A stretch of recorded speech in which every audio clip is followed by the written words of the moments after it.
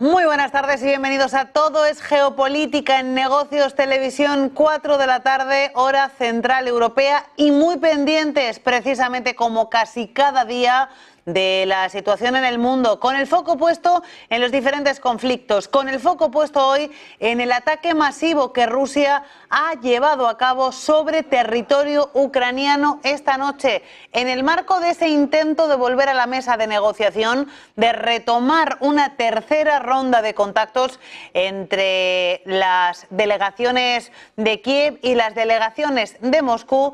Pues en medio de ese contexto, lo que sabemos es que, y solo unas horas después de la conversación telefónica protagonizada ayer por la tarde por el presidente de Estados Unidos, Donald Trump, y su homólogo ruso, Vladimir Putin, Rusia ha lanzado un nuevo ataque récord sobre Ucrania. 539 aviones no tripulados y 11 misiles balísticos y de crucero. La Fuerza Aérea Ucraniana ha informado de que sus defensas han derribado 2 misiles y 270 drones y que otros 208 se perdieron. También informaba Rusia hace unos minutos de un intento de ataque de respuesta por parte de Ucrania que ha sido frustrado por las defensas aéreas rusas. Esa es la información, eso es lo que ha sucedido en las últimas horas. Tenemos conversación telefónica ayer por la tarde, que no aclaró mucho, entre Putin y Trump. Conversación telefónica hace unos minutos entre el presidente de Estados Unidos, Trump, y también el presidente ucraniano, Volodymyr Zelensky. Lo hablaba antes del ataque ayer Zelensky en una reunión, en una rueda de prensa con la presidenta de la Comisión Europea y líderes internacionales desde Dinamarca. Sobre la mesa había un asunto al que se ha sumado este ataque que ha llevado a cabo Rusia contra territorio ucraniano en las últimas horas, y es el fin de la ayuda militar aérea por parte de Estados Unidos sobre territorio ucraniano. Ha sido uno de los temas presentes, otro de ellos el ataque de esta noche y también la posible vuelta a las negociaciones, a la tercera ronda, en principio bajo techo turco. Ese es el gran foco de atención del día de hoy, ese es el gran foco que vamos a analizar en los próximos minutos, pero tenemos más asuntos que están sucediendo y que nosotros les vamos a actualizar. Les contaba también hace unos minutos que, además de la conversación telefónica entre Zelensky y Trump, el presidente de Estados Unidos también ha charlado en los últimos minutos con el canciller alemán Friedrich Merz. Pues en ese encuentro precisamente han hablado sobre la situación de la defensa ucraniana. El canciller alemán Friedrich Merz ha hablado con el presidente de Estados Unidos. Esta conversación se habría producido en principio ayer, sobre el sistema de defensa ucraniano, según está informando Der Spiegel. Según este medio de comunicación, Merz mantuvo una conversación telefónica con Trump sobre la defensa aérea ucraniana como parte de los esfuerzos del gobierno alemán para adquirir sistemas de defensa adicionales para Ucrania. Hoy mismo, el portavoz del gobierno alemán, Stefan Cornelius, ha confirmado que el país mantiene intensas conversaciones sobre los sistemas Patriot. Tras la intensa actividad militar rusa de ayer, Berlín espera que Estados Unidos pueda imponer más presión sobre Moscú en forma de sanciones. Der Spiegel también ha revelado que los líderes también han abordado el tema del comercio en plenas negociaciones arancelarias entre Estados Unidos y la Unión Europea, en principio en bloque, aunque veremos en qué acaban quedando las simpatías y antipatías que el presidente de Estados Unidos tiene sobre algunos de los países que forman parte del bloque comunitario. Y luego, otra información de última hora que les trasladamos nos saca del conflicto entre Rusia y Ucrania y nos lleva en este caso a la situación en Oriente Próximo, Franja de Gaza. Sigue estando a debate, sigue estando sobre la mesa la propuesta de alto el fuego de 60 días que planteó el presidente de Estados Unidos, Donald Trump. Él dijo que las partes lo habían aceptado. Lo cierto es que las partes podríamos decir que han simpatizado con él, pero que no lo han aceptado de forma rotunda. Y lo que se está publicando hasta ahora es que Hezbollah estaría a punto de tomar una decisión, en este caso, sobre su situación no en Gaza, sino en el Líbano, donde opera este grupo, Hezbollah estaría cerca de tomar una decisión sobre la propuesta de desarme de Estados Unidos. Fuentes de Al Arabiya indican que el grupo ha aceptado el principio de un enfoque paso a paso. Sin embargo, el informe afirma que la organización sigue rechazando cualquier plazo fijo para la entrega de armas. La decisión se produce un día después de que Israel culpara al Líbano de no controlar a Hezbollah, lanzara múltiples ataques en todo el país para presionar al grupo a aceptar ese compromiso de desarme. Así que parece que se puede dar un nuevo paso hacia la estabilización de Oriente Próximo después de que Hezbollah se esté planteando la propuesta de desarme que ha puesto sobre la mesa Estados Unidos. Vamos ya a saludar a nuestros invitados para hablar de todos estos asuntos en los próximos minutos. Tengo el placer de recibir esta tarde en Todos Geopolítica a Santiago Armesilla, politólogo y rector del Instituto Beatriz Galindo La Latina. Muy buenas tardes. Buenas tardes, bien hallado, como siempre. También tenemos con nosotros a Armando Jiménez San Vicente, profesor de Relaciones Internacionales en la Universidad Francisco de Vitoria. Armando, bienvenido. Muchas gracias, Alma, encantado. Y nos acompaña en tercer lugar Manuel Espinosa, profesor de Asuntos Internacionales y Geopolíticos en la Universidad Americana. Un placer recibirte a ti también, Manuel. Me parece, Manuel, que tú estás muteado y no te escuchamos. Estás sin sonido. Sí. Ahora perfecto. Disculpen. Maravilloso. Buenos días por estos lados y buenas tardes por allá a todos. Pues Saludos. buenos días, Manuel. Vamos a hablar de la situación entre Rusia y Ucrania. Estamos en medio de un intento de volver a retomar las negociaciones de paz. Conversación telefónica ayer entre Trump y Putin que quiero comentar con vosotros. Poco avance hubo y tengo la sensación de que poca sintonía. Y hoy ataca Rusia de nuevo en uno de los ataques más llamativos desde que empezó la guerra. Ataque récord, ataca a Ucrania. Te quiero preguntar, Santiago, ¿cuál es la situación sobre el terreno? ¿Qué pretende Rusia y Estados Unidos? ¿Cuál es la postura que está adoptando? Porque no hubo mucha sintonía en la conversación, pero tampoco hubo mucha reacción por parte de Trump, como sí la ha habido en otras ocasiones. Bueno, yo la verdad es que creo que desde hace un tiempo, quizás un año o más, la geopolítica internacional parece el día de la marmota. Siempre nos levantamos y pasa lo mismo que antes para volver a acostarnos y volver a vivir la misma situación con algún matiz, con alguna novedad pequeña, pero la situación sigue siendo más o menos la misma. Es decir, la cronificación del conflicto, la cronificación de la guerra, lo mismo está pasando en Palestina, lo mismo está pasando en el Yemen. Y la única novedad geopolítica es que el año pasado cayó el régimen de Al-Assad en Siria. En este sentido, pues lo de Ucrania ya están un poco alertados en este país, en lo que queda de Ucrania más bien, porque las armas que Estados Unidos le suele enviar a Ucrania, a los ucranianos, al gobierno más bien, para defenderse de la invasión rusa, pues parece ser que ha cesado, o sea, se va a suspender. Y en ese sentido, pues Trump negocia con Putin porque es un jefe de Estado directo con el cual necesita llevarse más o menos bien para planes geopolíticos que desbordan por completo a Zelensky y a Ucrania como país. En este sentido, yo creo que poco más se puede aportar para comentar. Es decir, es constantemente lo mismo. Estamos en una especie de eterno retorno nietzscheano de la dialéctica de estados, de imperios y de clases que rige el motor de la historia.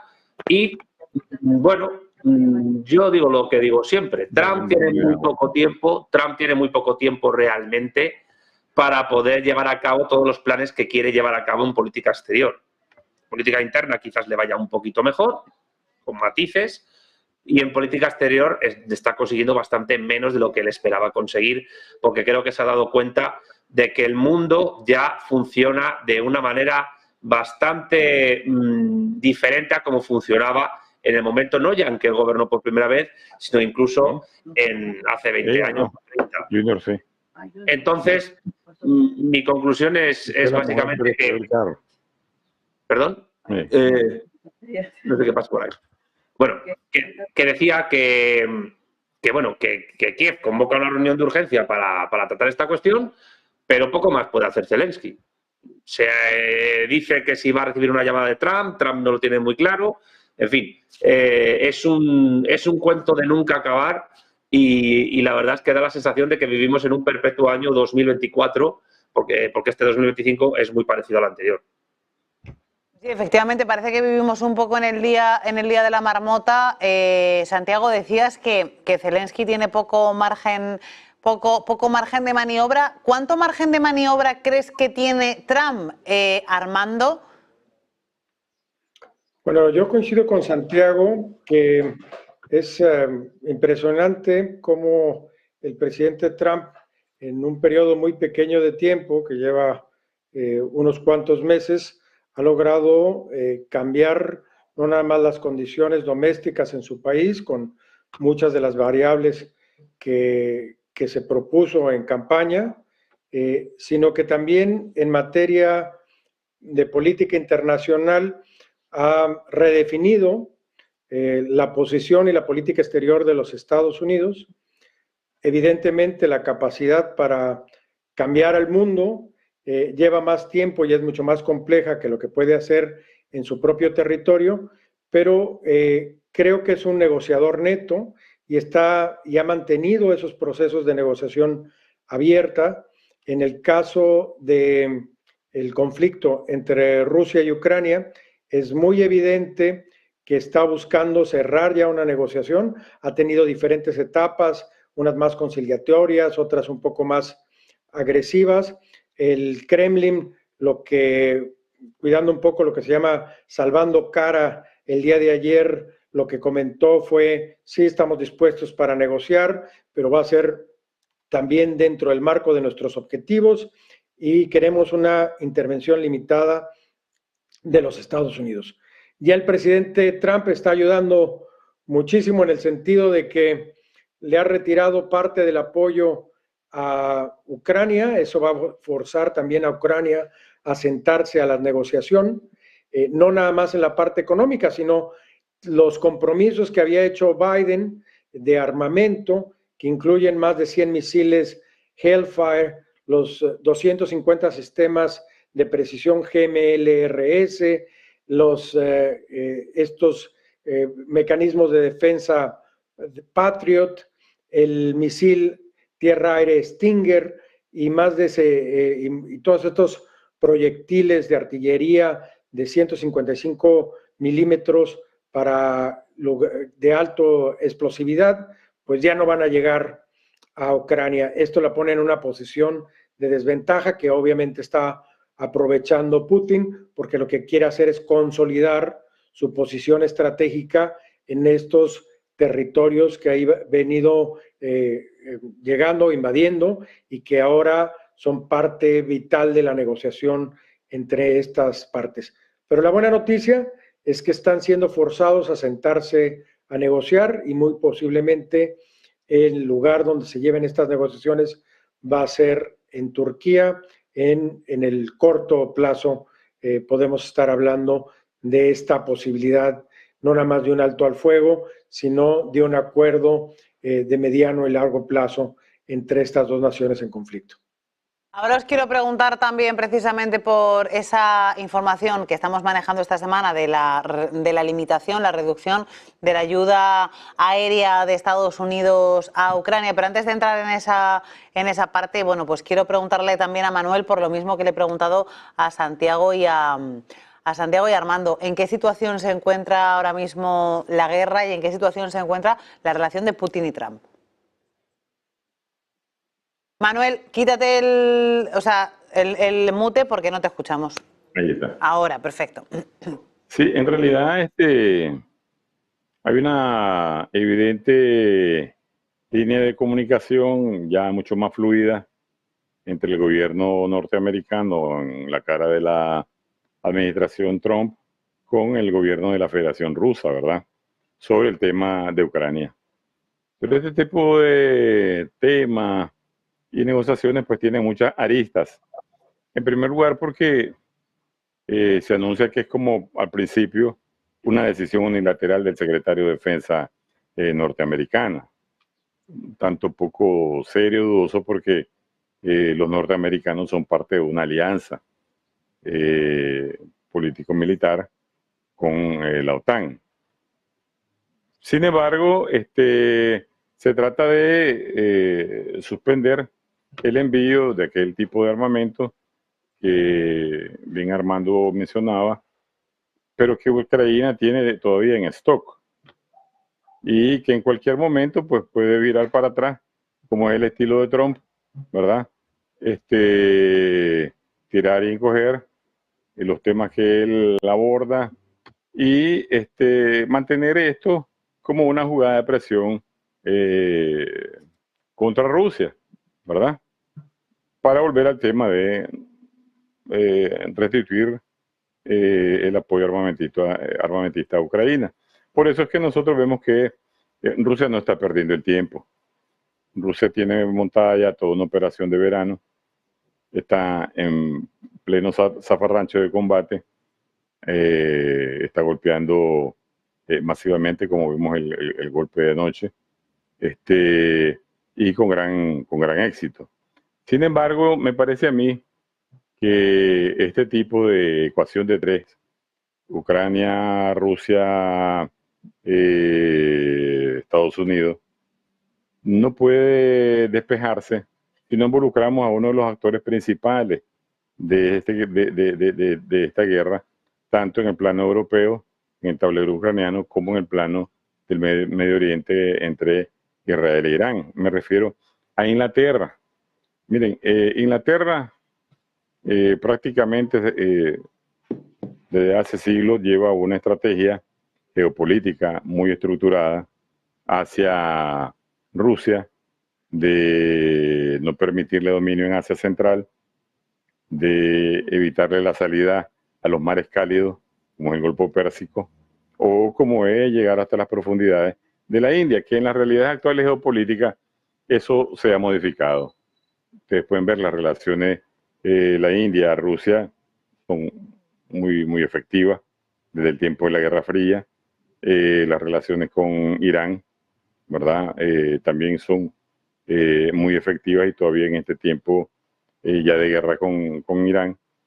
Y este autor, que hace unos minutos se reunieron Alemania, Francia, Inglaterra, creando un grupo ahí de los opuestos o de los dispuestos, crean una intención por separada de apoyar a Ucrania, aún con la presión norteamericana, tanto para Rusia como para los mismos europeos, que deben de incrementar su gasto en defensa en 800.000 millones de dólares.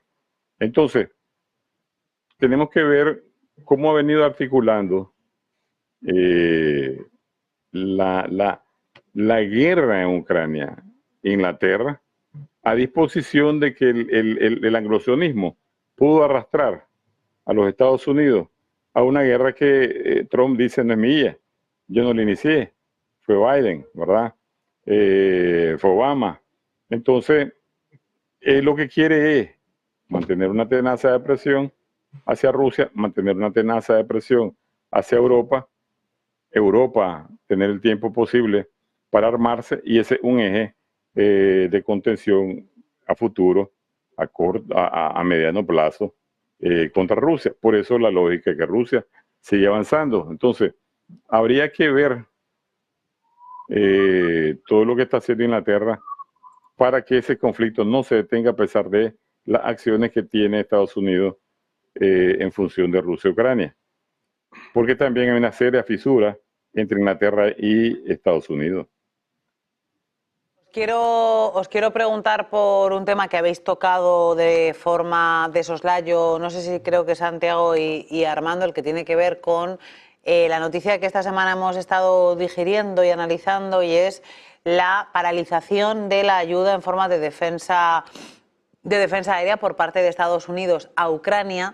Hoy mismo se ha publicado que igual el secretario de Defensa, Pete Hegseth, había tomado la decisión de forma unilateral. Bueno, es el tema en principio protagonista de la llamada telefónica que han protagonizado hace unos minutos el presidente de Estados Unidos, Donald Trump, y el presidente Zelensky. Os quiero preguntar, ¿cómo analizáis este movimiento por parte de Estados Unidos? Que es un movimiento que todavía no está muy claro, porque Trump no lo ha explicado, y cuando se ha preguntado a otros asesores del presidente tampoco se ha especificado mucho. ¿Qué creéis que es lo que ha decidido Estados Unidos y con qué objetivo, Santiago?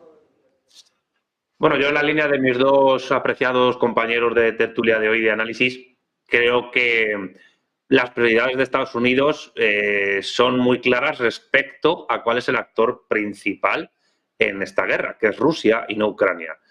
Si bien en un momento dado con la administración anterior, con Biden, la ayuda militar, operativa y logística al gobierno de Zelensky era prioritaria porque se pensaba que desde ahí se podía, de alguna manera, descolocar o poner en graves aprietos al gobierno de Putin, el tiempo bélico ha demostrado que eso no es posible y, de alguna manera, pues, aunque es verdad que habrá que ver qué confirmación y qué justificación dan a esta medida, si se confirma desde Estados Unidos, lo cierto es que es una forma de decir a Rusia: la prioridad sois vosotros, nosotros queremos negociar de tú a tú con vosotros sobre la situación y futuro de Ucrania, porque tenemos en vista un marco geopolítico más amplio que va más allá del territorio ucraniano, que tiene que ver con China, que tiene que ver con el Ártico, etcétera. Y perdón, a Ucrania también le manda un mensaje muy claro, que es: si no nos dais todo lo que queremos y que os hemos pedido durante el tiempo en que hemos vuelto a la administración en Washington, nos referimos a nosotros los republicanos y a Trump, pues os cortaremos el grifo de ayuda armamentística y de otro tipo. Porque consideramos que hemos gastado muchísimo dinero y no hemos visto los avances bélicos y geopolíticos que esperábamos. No ocurrió con la anterior administración, a la cual responsabilizamos de la cuestión, pero ahora que estamos de tú a tú con vosotros, por lo menos en el sentido bilateral de negociación diplomática, pues no estáis demostrando realizar avances que nos interesen, por lo cual cortamos el grifo hasta que podáis ofrecernos algo que nosotros necesitamos. Y ese algo pues son materias primas, financiamiento de inversión de empresas, acuerdos comerciales, etcétera. No es algo viejo en la geopolítica y en la geoeconomía, evidentemente, todo este tipo de movimientos, pero a mí me parece que, esperando las justificaciones, el gobierno estadounidense está mandando un doble mensaje a Ucrania y a Rusia con respecto a lo que hay que hacer.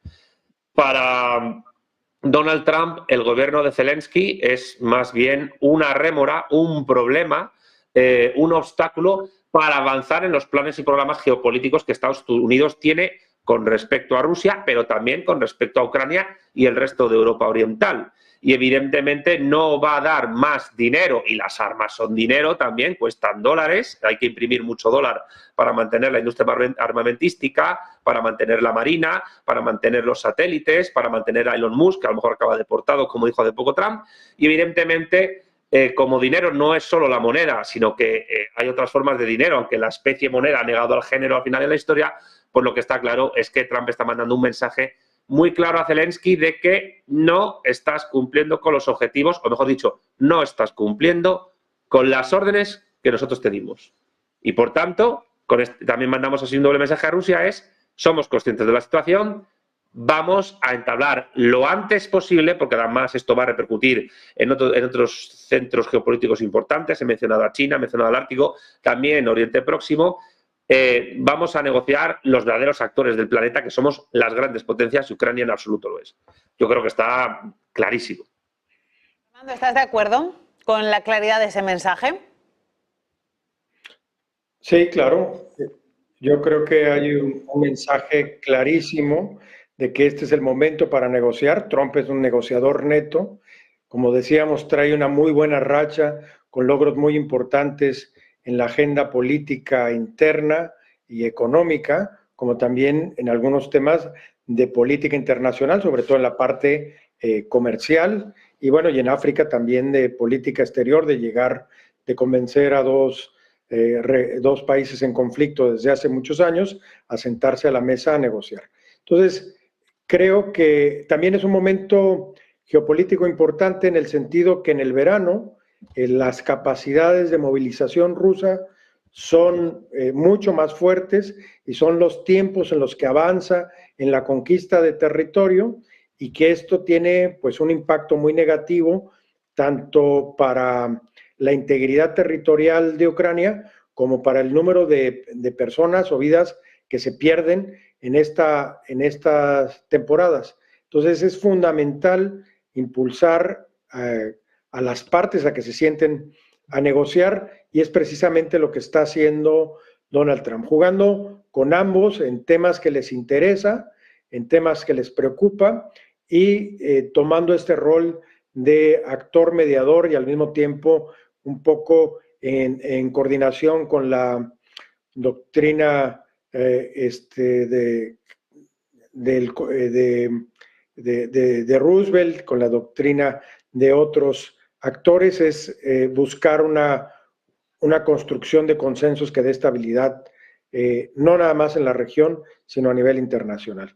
Entonces, creo que esto es parte de la negociación. Vamos a escuchar posiciones diversas, vamos a escuchar posiciones cada vez más, digamos, temperamentales, pero van encaminadas a llegar y alcanzar un acuerdo. Manuel.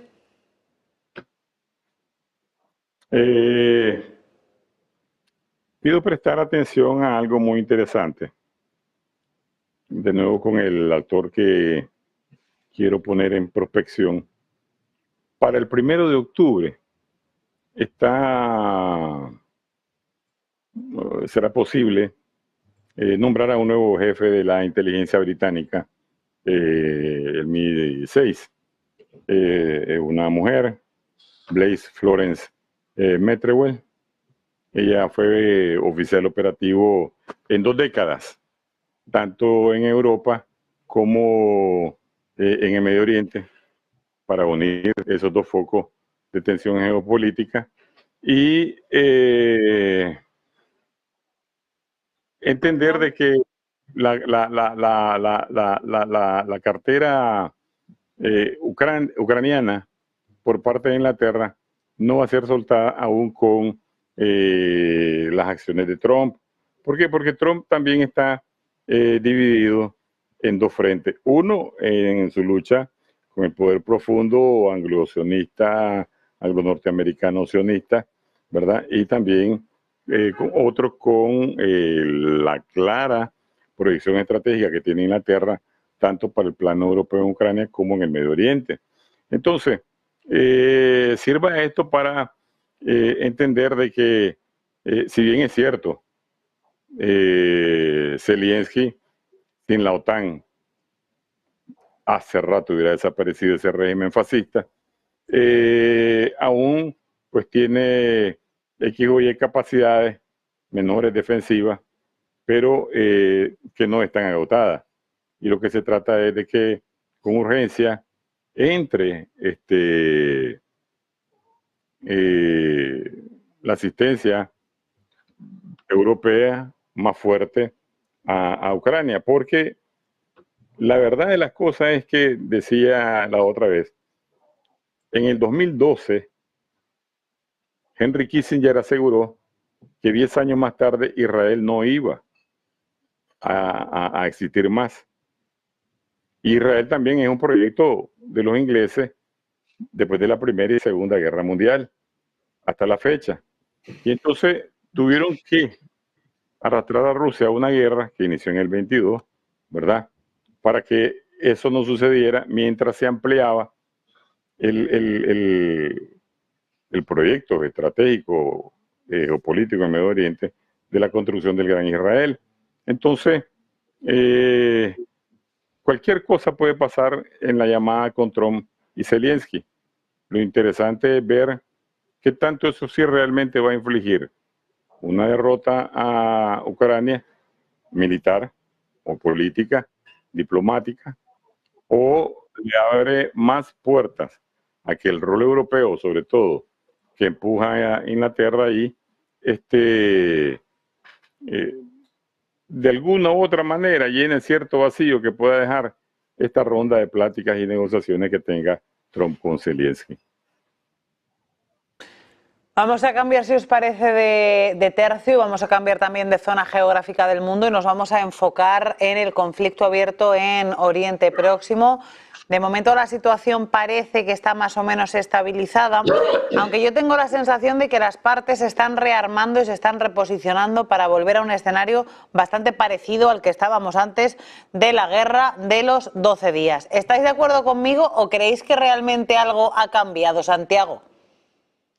Sí, ha cambiado para que todo siga igual. Es el gato pardo. El Oriente Próximo, Oriente Medio, es quizás la expresión menos menos exitosa para definir esa zona. Asia Occidental la dicen hace poco, pero bueno, es lo de menos. La cuestión es que también es un conflicto cronificado, también es un día de la marmota incluso más largo, prácticamente desde que, uno, se descompone el Imperio Otomano, y dos, desde que se funda el Estado de Israel, y tres, desde que terminan los procesos de descolonización en esa región.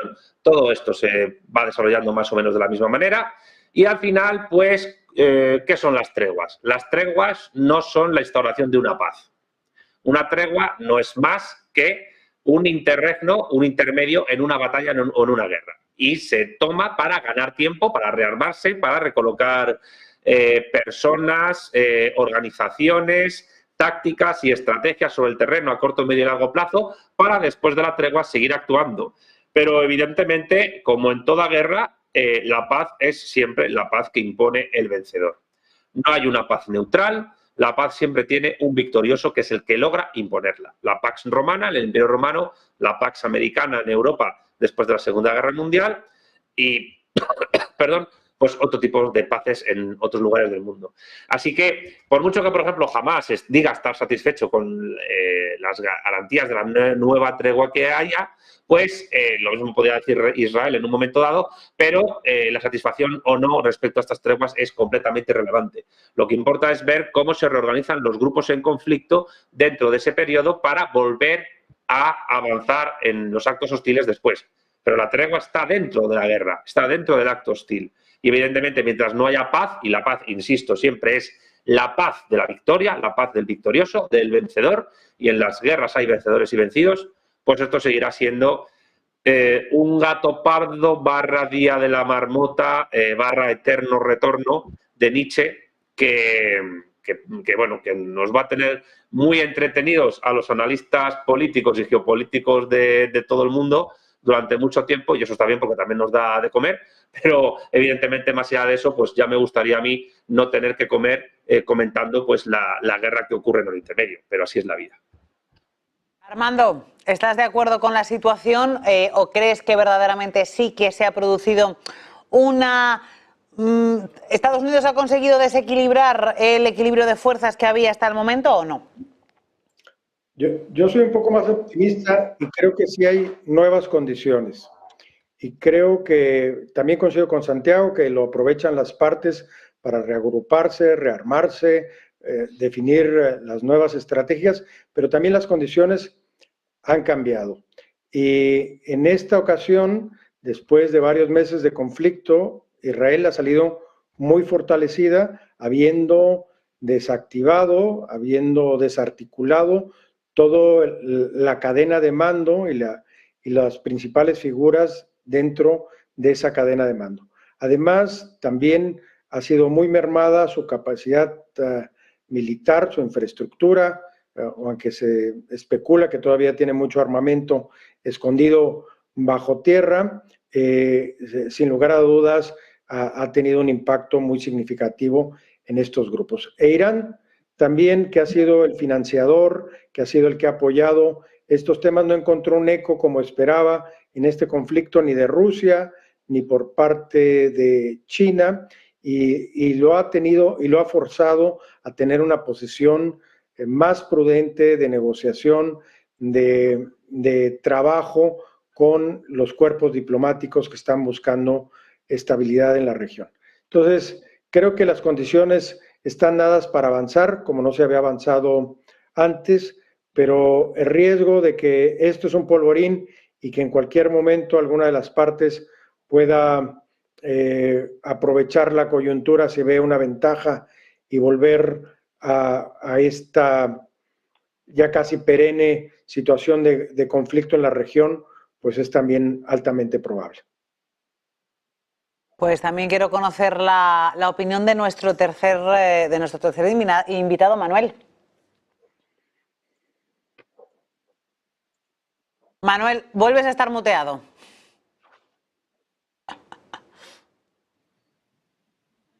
¿Ahora?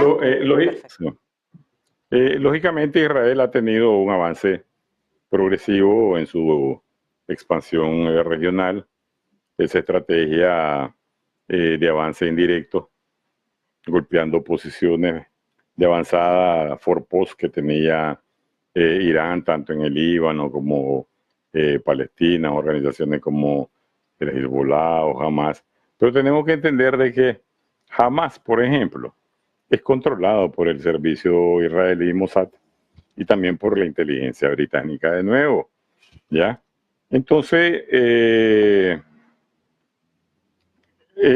Irán sí se preparó para lo que venía, independientemente de que miramos operaciones similares con camiones sleepers y el uso de drones de Ucrania a la profundidad del territorio ruso, como vimos la operación similar de los servicios secretos israelíes en el territorio iraní para comenzar el ataque del 13 al 14 de reciente de junio, también pues con comando, red de agentes, volando, destruyendo, saboteando las infraestructuras de comunicación, las estructuras de defensa antiaérea y permitiendo que el ataque a los centros de enriquecimiento de uranio fueran más efectivos en su inicio, o el desmantelamiento de altos mandos del ejército iraní y la capacidad pues de recursos científicos humanos que vimos. Ahí también vemos una similitud operacional. No saquemos a ese cuarto actor que estoy incluyendo en esto. Las negociaciones, coincido con ambos, son tiempos de supuesta paz, de relativa paz, pero para incrementar las capacidades y la fuerza para un reapunte de las acciones. Esto no es de que la paz viene pronto. Esta es una guerra bien planteada a largo plazo. Cuando ustedes vieron que Netanyahu, ahora no recuerdo, como el 19 de septiembre, aparece ante el podio de las Naciones Unidas con un mapa del Medio Oriente, que varias regiones no tienen frontera. ¿Ya? Por ejemplo, aparecía el Estado de Palestina como entidad estatal. Tampoco había un territorio entre el río Jordán y el mar Mediterráneo que no tenía dueño ni frontera.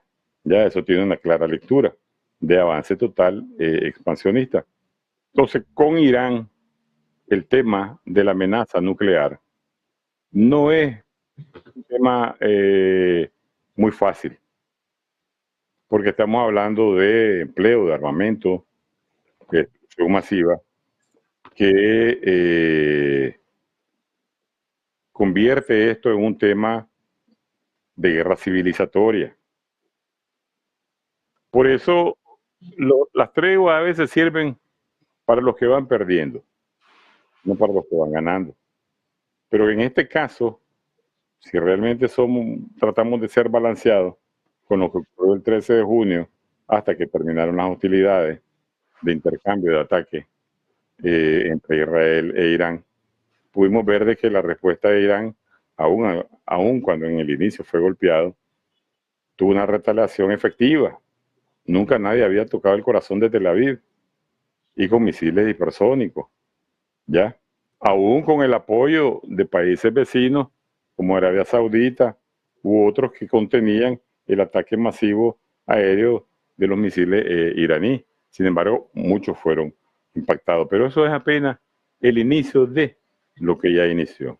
Entonces me parece que son negociaciones para estirar el hule, para ver cuánto más podés avanzar en incrementar tus capacidades tanto defensivas y ofensivas para la segunda parte que viene, que todavía va a ser más cruda de lo que nosotros pudimos ver. ¿Ya? ¿Por qué? Porque si bien es cierto, Rusia no opera, ni China de una manera tan propagandística como lo puede hacer los Estados Unidos, de decir, entro yo, estos no van a tener una bomba porque yo no quiero que tengan ningún tipo de armamento nuclear porque lo digo yo. ¿Verdad? Ese protagonismo de política exterior no lo tienen estas potencias. Mucho menos pues inmediatamente entrar, bombardear a Irán tomar parte en el juego, prácticamente fue obligado, en algo que él más está centrado hacia China a futuro y por eso tratando de mejorar relaciones con Rusia. Pero no significa que las potencias que han creado un bloque antihegemónico con China, Rusia, Irán, Corea del Norte, vayan a quedarse viendo todo esto del palco, ¿ya? Ellos tienen su forma de accionar, de conducir los protocolos de alianza que han firmado, que tampoco son del dominio público, porque también sería una pérdida, tanto para Rusia como para China, la destrucción total de Irán, o el cambio de régimen, que es lo que busca tanto Israel, Estados Unidos, Inglaterra, en Irán. Pues quiero empezar un tercer bloque, que en este caso nos va a llevar un poco más a política interior de Estados Unidos. Antes de irme a ese bloque, precisamente, dos apuntes en clave de negociaciones comerciales, dos informaciones de última hora sobre esos acuerdos que se están negociando en los últimos minutos y días.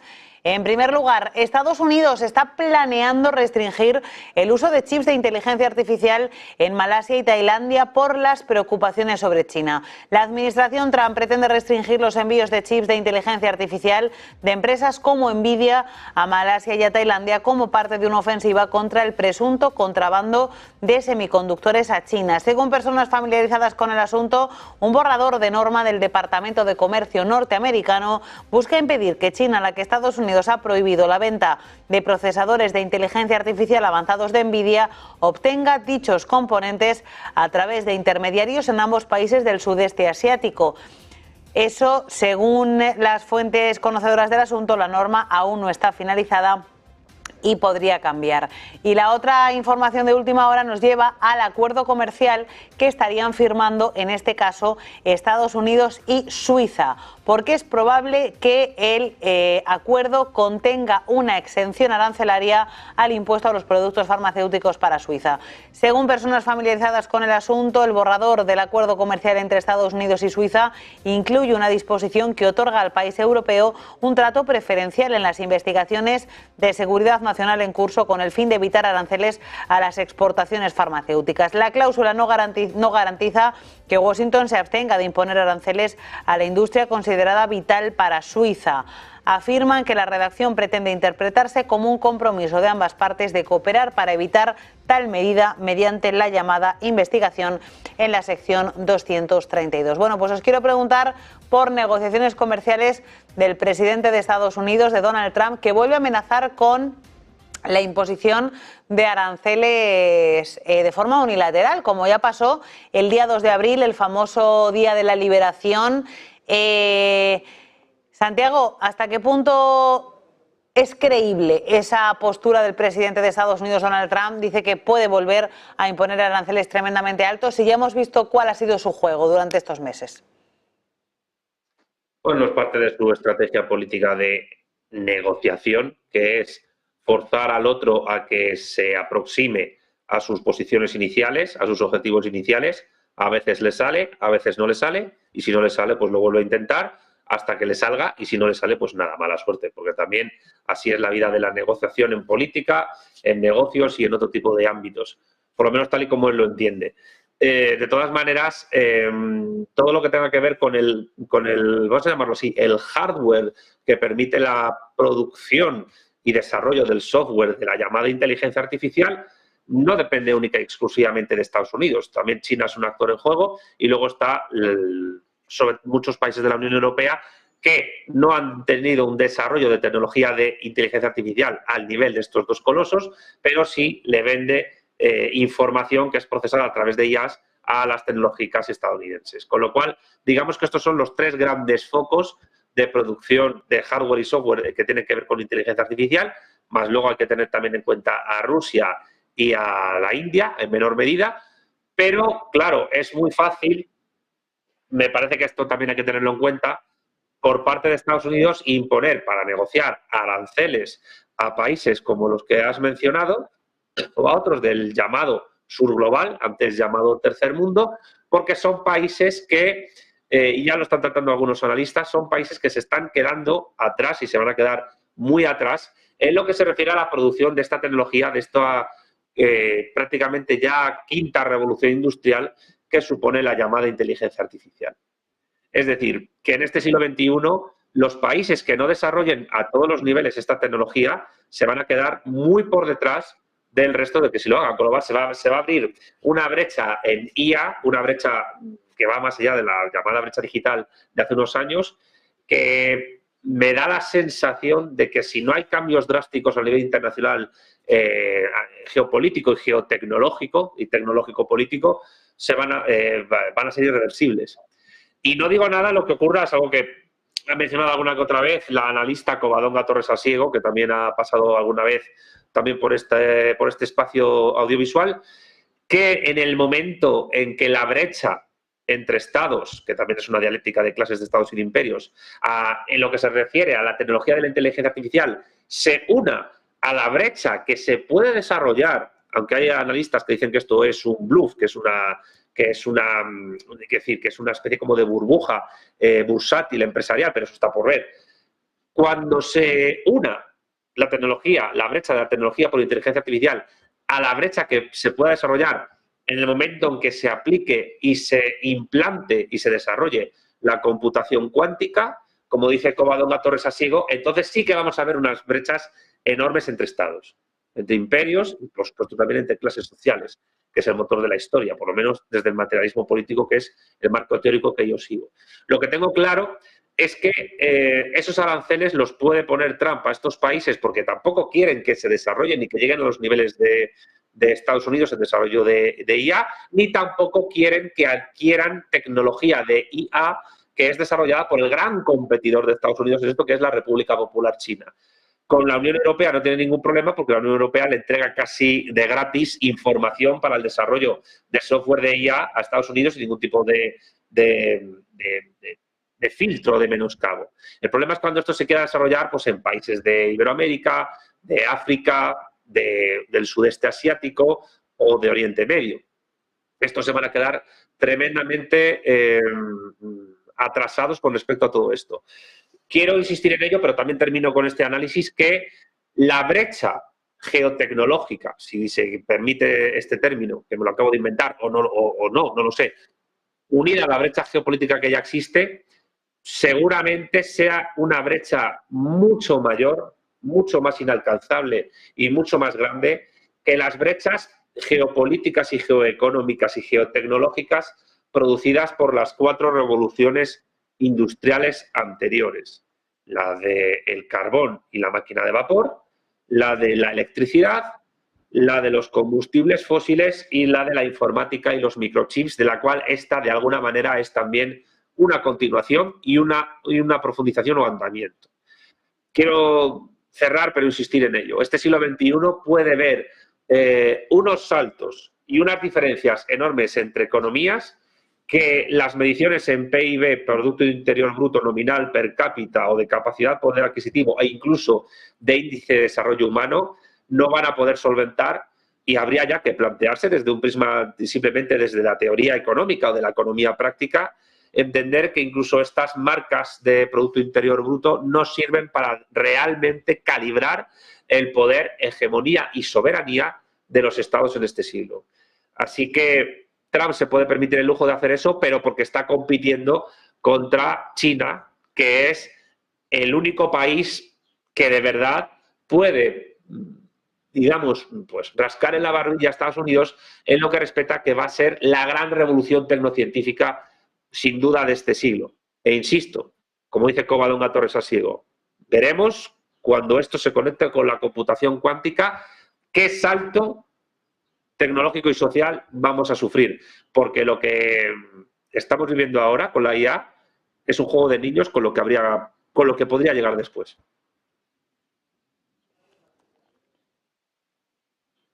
Armando. Pues la tecnología es la gran lucha geopolítica.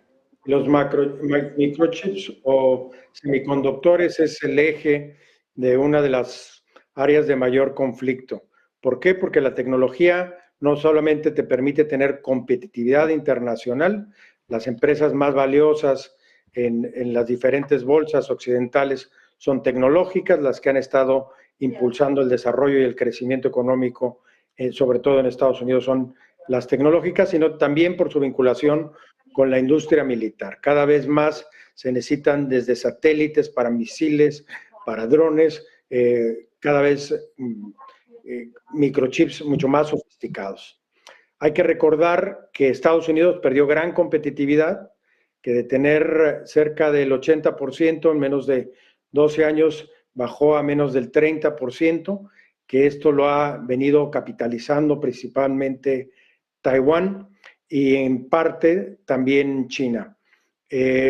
China sigue estando un poco detrás de estos avances tecnológicos y desarrollos en microchips que Estados Unidos, depende también mucho de Taiwán, y muy preocupante, nosotros aquí en Europa estamos muy atrás. Ya lo refleja la evaluación que hace Draghi sobre la competitividad en Europa y las posibilidades para mejorar la productividad, en donde precisamente la inteligencia artificial es fundamental y ahí estamos muy, muy atrás.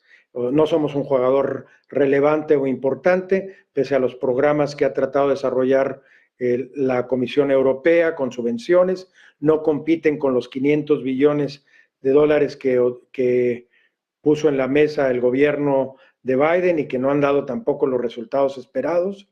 La realidad es que esto va a ser la diferencia en los próximos años y además tenemos otro problema, que la inteligencia artificial requiere de muchísima energía y que nosotros somos altamente dependientes de la producción energética de otros países. Entonces, este tema, más que geoeconómico, es ya de carácter geopolítico y si lo fue en gran parte del siglo XX y principios del XXI el petróleo, ahora es los microchips y estas nuevas tecnologías. Un tema geopolítico lo traemos a este programa. Manuel, terminamos contigo el turno y el programa. Tiene lógica lo que está haciendo Trump en estos momentos, porque estamos tratando de dos temas que están ligados a dos pilares fundamentales del famoso Deep State, que es la industria tecnológica, el Silicon Valley, o la industria farmacéutica.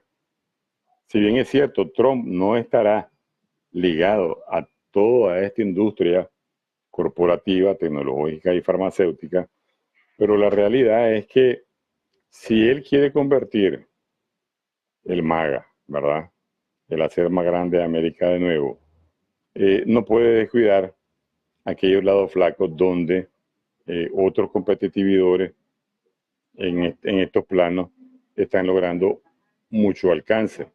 ¿Por qué? Porque se trata de, en función de supremacía y dominio mundial, no solo político-militar, ¿verdad?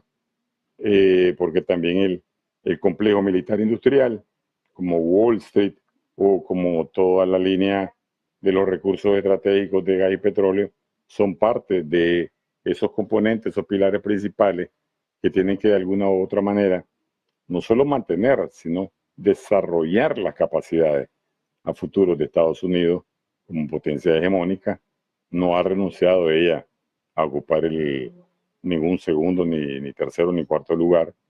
Entonces, es lógico las acciones que está tratando de establecer en función de aranceles, de limitaciones, inclusive de relaciones comerciales, importación, exportación, financiamiento de microchip, porque realmente la tecnología es lo que está ahora generando el sí o sí de quién va a ocupar determinado nivel jerárquico en este nuevo orden mundial que ya desde hace rato se viene por autonecesidad transformando.